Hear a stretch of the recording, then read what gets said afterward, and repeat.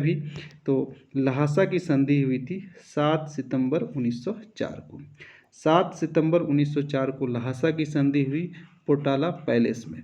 ये ध्यान रखें कहाँ पे ल्हासा की संधि हुई थी, पोटाला पैलेस में 7 सितंबर 1904 को।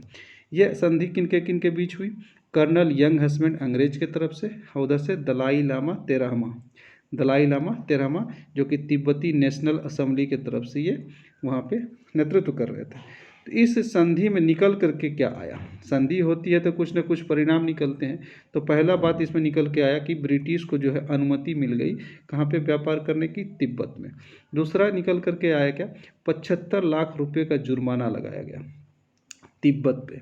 कितना, 75 लाख रुपए का जुर्माना, जिसमें कि सक्षम नहीं थे तिब्बत इस जुर्माना को देने के लिए। तो 2/3 जुर्माना को कुछ समय के लिए माफ़ कर दिया गया और शेष जुर्माना जो है कैश में लिया गया। ये जो 2/3 जुर्माना जो माफ़ किया गया था वो थे अंग्रेज अधिकारी माफ़ करने वाले एम्पथीले। ये जो अधिकारी थे उस समय कार्यकारी वायसराय हुआ करते थे और इन्होंने ही 2/3 जो जुर्माना लगाया था तो 2/3 उसका हिस्सा माफ़ करके कुछ दिन के लिए इसको बोला बाद में आप दे दीजिएगा।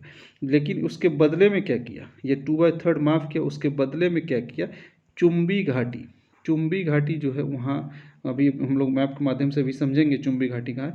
चुम्बी घाटी जो है अंग्रेज़ों के कब्जे में रहेगा, ऐसा तय हुआ कि 2/3 अभी हम माफ़ कर देते हैं, इसके एवज में हम चुम्बी घाटी आपसे रखेंगे। और अंग्रेज़ों ने अंततः 8 फरवरी 1908 तक इसको अपने कब्जे में रखा भी था।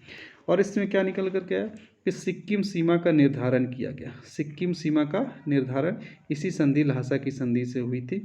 और उसके बाद कुछ समय के बाद इसमें एक संशोधन हुआ 1906 में।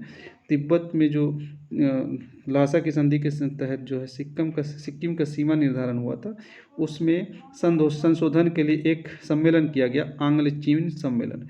यह आंग्ल चीन सम्मेलन जो है ये 1906 में हुआ था, जिसमें कि तिब्बत की संधि को ल्हासा की संधि